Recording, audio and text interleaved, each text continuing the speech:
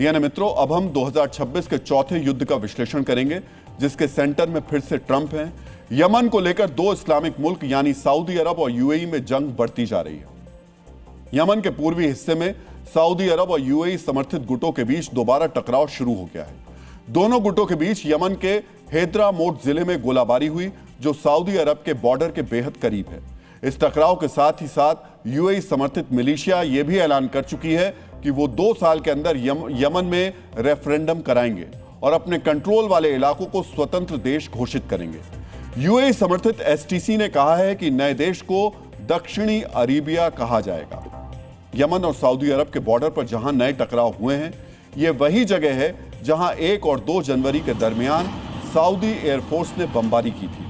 Saudi अरब का कहना था कि यह बमबारी बागियों को सऊदी अरब की सीमा से दूर करने के लिए की गई है। बमबारी के बाद यूएई ने भी यमन से अपनी फौज वापस हटा ली थी, लेकिन दोबारा टकराव और स्वतंत्र राष्ट्र के ऐलान ने यह बता दिया है कि जिस शांति की बात यूएई कर रहा था वो सिर्फ छलावा था। असल में यूएई समर्थित बागी गुट सऊदी समर्थित गुट को पीछे धकेलने में लगे हुए। यूएई और सऊदी अरब के बीच तेज हुई इस अदावत के बीच दुनिया की नजरें अमेरिका के राष्ट्रपति ट्रंप पर टिक गई हैं। लंबे वक्त से अरब जगत में अमेरिका का प्रभाव रहा है और दोनों ही देशों के साथ ट्रंप के संबंध काफी अच्छे रहे हैं। ऐसे में सामरिक दुनिया के जानकार पूछ रहे हैं कि अपने 2 मित्रों को लड़ने से रोकने के लिए ट्रंप क्या करेंगे। इन संबंधों और समीकरणों को समझने के लिए आपको सऊदी अरब और यूएई से ट्रंप की हालिया डील्स को बहुत ही ध्यान से देखना चाहिए। सऊदी अरब के साथ ट्रंप ने $600 बिलियन की डील की है, जबकि यूएई के साथ ट्रंप ने $200 बिलियन का आर्थिक समझौता किया है।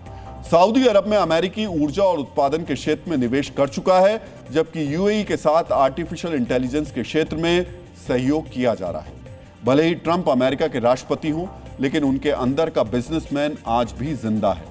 एक ऐसा बिजनेसमैन जो हमेशा नफा और नुकसान देखकर चलता है। इसी वजह से यमन में सऊदी और यूएई समर्थित गुटों की लड़ाई पर अमेरिका ने कोई आधिकारिक बयान नहीं दिया है।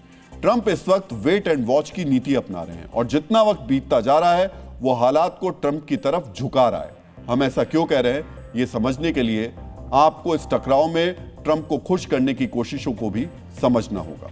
तो इस टकराव के बाद से ही सऊदी अरब के प्रतिनिधि वॉशिंगटन में मौजूद हैं और वो ट्रंप के करीबियों को लगातार लामबंद कर रहे हैं ताकि ट्रंप की सरपरस्ती हासिल हो सके। दूसरी तरफ यूएई समर्थित गुट ने कह दिया है कि वो अब्राहम अकॉर्ड का हिस्सा बनेंगे।